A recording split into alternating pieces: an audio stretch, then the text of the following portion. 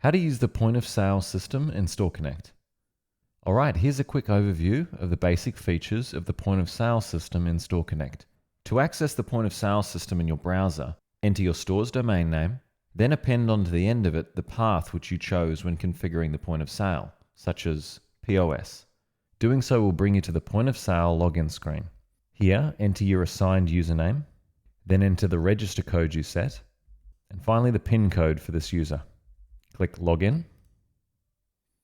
It'll then ask you to select and connect the register you want to use on this device. So click Connect Register, select the register, confirm connection. The register will now be connected to this particular device. But later, if you wish to disconnect it, you can use the Disconnect Register button at the bottom right corner. Next, it's time to start a shift with a user. So click Start a Shift, select an associated user, then enter this user's PIN. It'll then ask you to set an opening float. Then click Start Shift. This will bring you to the main user interface of the point of sale system. Here, by default, will show up the items which you included in your quick list, which were configured earlier in Salesforce when setting up the point of sale. You can also then use the search bar to search for any product in your entire inventory. In the top right corner here, you can see the online status, which means that this point of sale is currently in communication with the back end. If at any point this point of sale device loses connection, it'll show offline here. And if it is mid-synchronizing records, it will show syncing. If the point of sale device does go offline, it will not lose its records, but you will need to make sure you click this button to sync the records when it goes back online. Next to this, it will show the name of the user who's currently logged in. And if the user has to step away from the point of sale device, you can click Lock to lock the terminal. On this screen, you can now add more than one user to the current shift. And once they return to the device, they'll select their user and need to re-enter their PIN to get back to work. The products page here has two available view options. This first option shows the products with their cards. The second view option shows the products as a list. In this view, you can also click the three dots, and if there are stock levels associated with this product, you can see the amount of stock which is available. By clicking on any product, you can add it to the current cart, which will show up on the side here. And the amount in the cart will be totaled down the bottom. You can also now use the Add Customer button to select any previous customer in your database, or you can choose to create a new customer. Then click Create Customer and add a transaction to create this as a new customer record in the back end of Salesforce.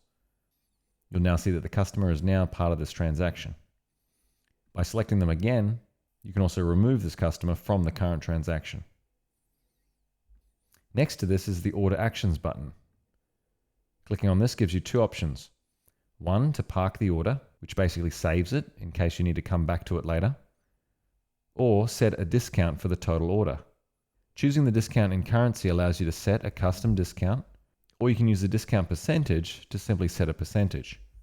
Now, if you've configured the current user in the back end to have a limit on the discount they can give, then if the user attempts to set a discount higher than this limit, it'll show up saying that it exceeds the maximum allowed. Once a discount's been chosen, you can click Set New Price, and it will reflect on the order. By now clicking on any individual item in the shopping cart, you have further options, such as to increase the number of each item, remove the item entirely from the cart, or by clicking More, we can here adjust the price for this individual item. We can add a serial number for it, or we can give it a special action. By default, this is set to takeaway, which means that the customer expects to take this away straight after the transaction. Or you can set this product to be on hold, which means it will be picked up later from an outlet of your choice. And here you then have a payment option, including paying the full amount now, paying nothing now, or a particular amount, or a particular percentage of the item. The transfer option allows you to select one outlet to transfer stock to another outlet. And again, it has pay now options. And finally, if this is a special order, you have an option for that as well, setting the pickup location and the pay now option. Once done, you can go back to cart, and now I'll put this through checkout. Now you've reached the payment section. Here you'll see the customer's information up the top, and the payment methods able to be selected from here. If there's a card reader connected to this device, it can be selected here. Or if the card reader is separate, we can select Card Manual, enter the reference number for the card reader transaction, and we can either choose to take the full amount or enter any custom amount to then take that amount from the order. The amount paid will then be updated in the side here and the remaining due below it. And as many split payments as needed are also available, such as cash. You can enter the amount needed here to take a cash payment on this. If the customer has any account credit, we can select it here. We can take a bank transfer by including the reference number and the amount, or a check, or even a voucher. If the customer has a voucher, include the code here and the amount you wish to deduct from the voucher.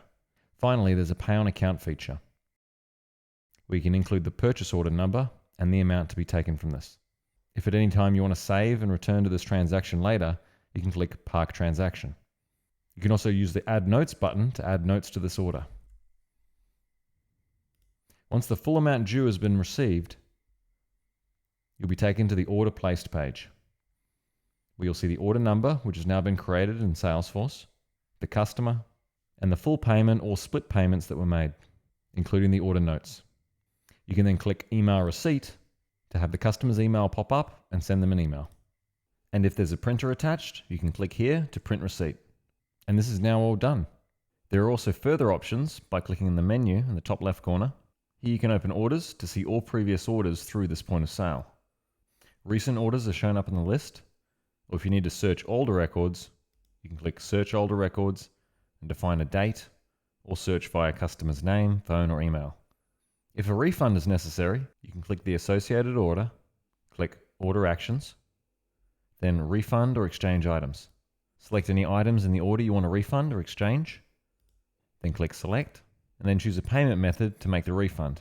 As this was a split payment, there are two amounts to be refunded, and they can each be individually refunded as cash or card. Once done, click Return One Items. You'll now be brought to the main screen again, with the product in the list now as a minus.